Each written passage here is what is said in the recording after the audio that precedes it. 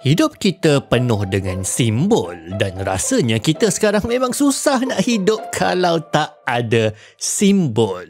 Tapi korang pernah terfikir tak bahawa konsep simbol ni sebenarnya sangat menarik? Bila kita buat garisan rawak atas kertas, kita tak fikir apa-apa pun pasal garisan tu. Dia macam tak ada apa-apa makna sangat. Dia cuma conteng-conteng. I'm not looking for you. Tapi bila garisan tu dibuat macam ni, You might have Flap and the rich lady under your spell.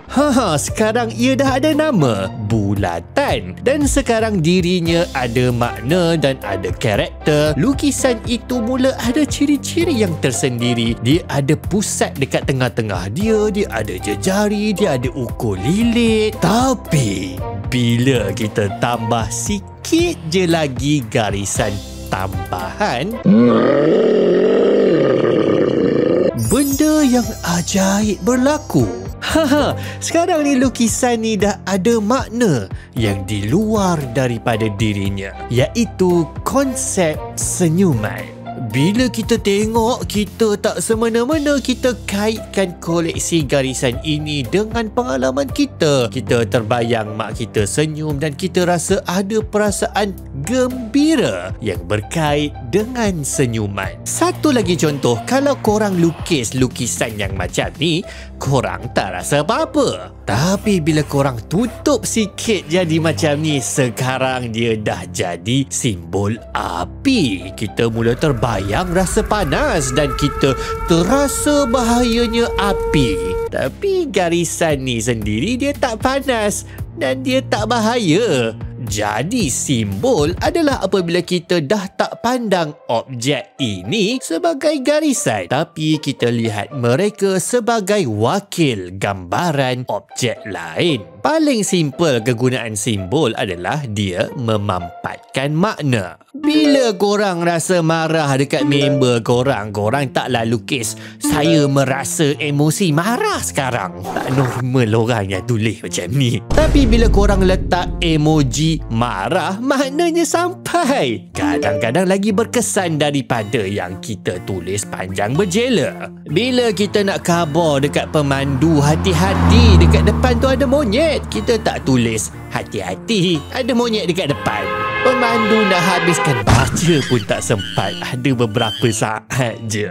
Cakap pasal signboard, ciri penting yang mesti kena ada pada simbol adalah dia mesti efektif. Bila orang tengok je simbol tu, orang mesti kena tangkap apa yang nak disampaikan. Paling simple, dadu. Setiap permukaan ada bintik yang melambangkan nilai 1 sampai 6. Tapi cuba kita ubah sikit je cara kita susun bintik. Kadang-kadang bintik 1 ni kita letak dekat penjuru. Weh, di lain macam. Tak sedap hati tengok weh. Apa kata susunan bintik 6 ni kita ubah jadi macam ni? Terkulat kita nak kira kan. Tak berkesan langsung. Jadi kita dah berkenalan sedikit dengan ciri-ciri simbol. Dia kena menyampaikan makna, kena padat dan efektif. Maka sekarang sebenarnya ada satu simbol yang sangat misteri, yang saya bingung sejak dari kecil, iaitu simbol tanda soal. Ya, inilah simbol yang paling misteri tu. Kenapa tanda soal sangat-sangat misteri? Cuba kita fikir betul-betul. Kalau kita nak tunjuk emosi kita dalam bentuk simbol, kita buat apa? Cara paling efektif adalah kita persembahkan macam grafik muka manusia lah kan? Kalau marah, kita lukis emoji atau simbol marah mengikut riak muka manusia yang normal bila dia marah.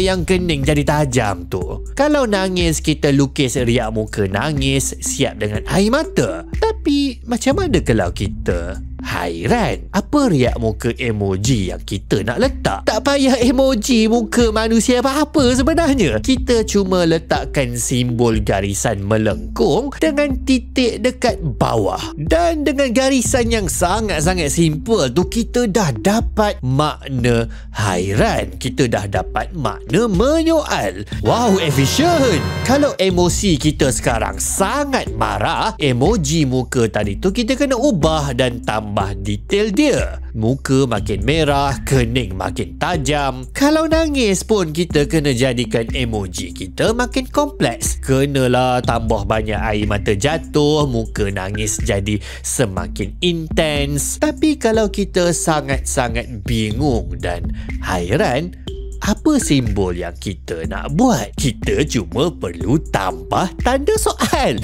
Lagi banyak tanda soal, kita pun faham, oh, dia sangat-sangat bingung. Sangat efisien.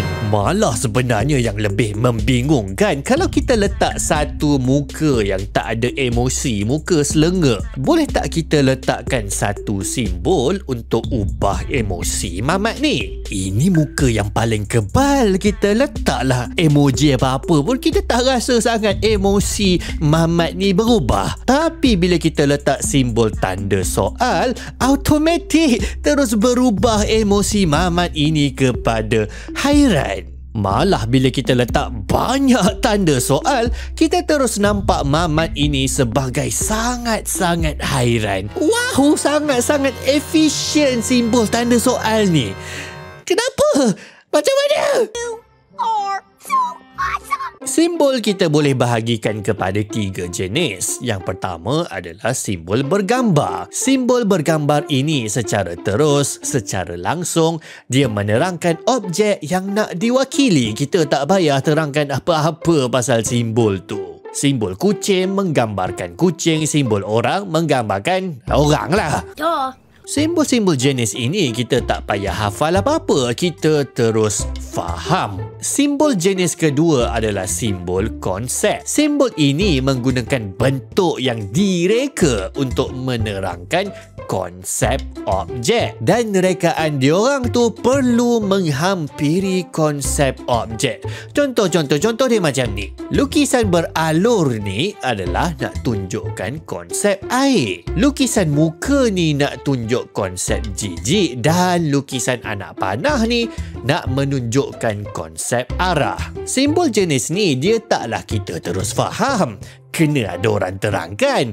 Tapi bila dah tangkap, betul lah, air dia macam beralun kan, dia terus senang hafal dan melekat di otak. Simbol jenis ketiga adalah simbol arbitrary, simbol sukati. Simbol ni dia tak ada rupa langsung dengan objek dunia sebenar, dan dia tak ada rupa juga dengan konsep yang nak diterangkan. Contohnya simbol tambah.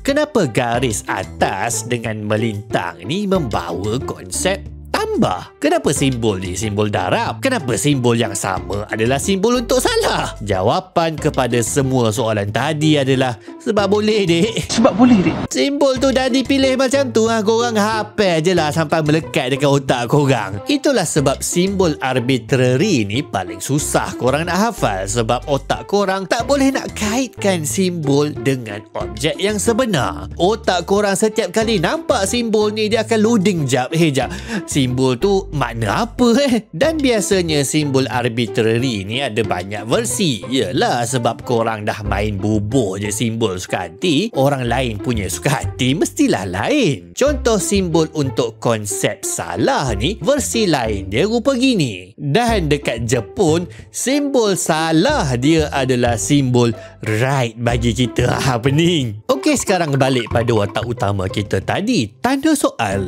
Kita nak letak dia dekat mana? Simbol bergambar memang tak lah. Mana ada objek sebenar tanda soal dalam dunia kita yang tengah terapung kacau orang tidur, mana ada?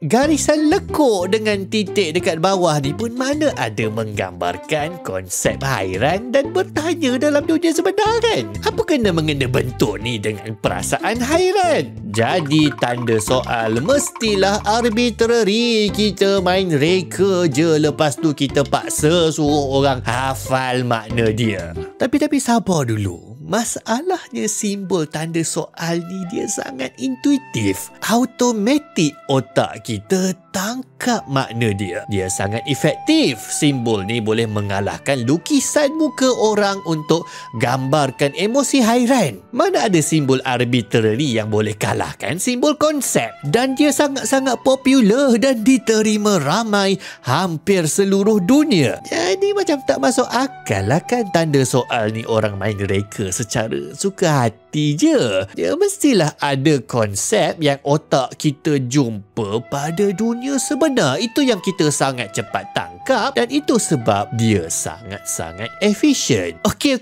Cuba kita tengok pada simbol anak panah. Antara simbol yang paling popular dalam dunia mungkin nombor 1 dan simbol yang paling efisien. Kenapa simbol ni sangat berjaya? Sebabnya dalam pengalaman hidup manusia memang anak panah ni ada. Anak panah ni bergerak dan bentuk tirus di hujung itu membantu anak panah untuk bergerak lurus menuju sasaran. Maka jadilah ia simbol yang sangat-sangat berjaya untuk sampaikan maksud, arah dan destinasi. Simbol tanda soal ni pula bagi saya lah popular dan efisien dan lebih kurang anak panah. Mungkin bawah sikit. Jadi macam tak masuk akal lah kalau simbol yang direka sesuka hati ni sangat-sangat berjaya.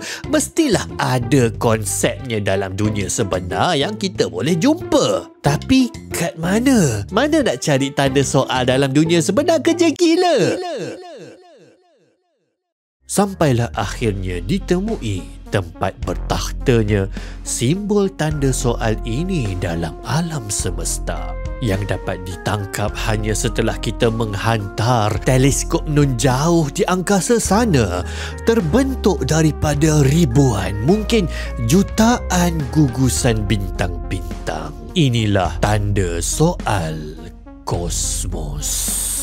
Di sinilah manusia memperoleh pancaran inspirasi simbol yang paling misteri ini. Tak adalah. Kebetulan je tu ada bentuk gugusan bintang macam tanda soal. Tapi kalau betul kan Happy, asal-usul tanda soal sebenarnya masih misteri. Dari mana dia datang, siapa yang mulakan? Dalam bahasa-bahasa kuno, bentuk tanda soal yang macam bentuk sekarang tak wujud. Ada teori kata pada abad ke-12 datangnya perkataan quaesio yang kemudian dipendekkan menjadi ko yang kemudian menjadi tanda soal. Ada teori yang lagi menarik datangnya daripada ekor kucing. Kan bila kucing rasa ingin tahu, dia bengkokkan ekor dia kan? Jadi ini menjelaskan kenapa simbol ni otak kita cepat tangkap. Sebab memang mewakili peristiwa dalam alam bila kita tengok kucing membengkokkan ekornya. Teori saya sendiri dan saya tak jumpa dekat tempat-tempat lain, iaitu datangnya tanda soal ini memang daripada muka kita. Macam emosi-emosi lain, iaitu bila kita mengerutkan kening. Kan bila kita rasa macam tertanya-tanya, kita buat muka macam ni kan, kening kita jadi bengkok. Jadi mungkin dari situlah datangnya tanda soal. Apapun jawapannya masih tidak diketahui, ia masih menjadi persoalan. Dan bagi setiap persoalan, di hujungnya adalah tanda soal. Assalamualaikum.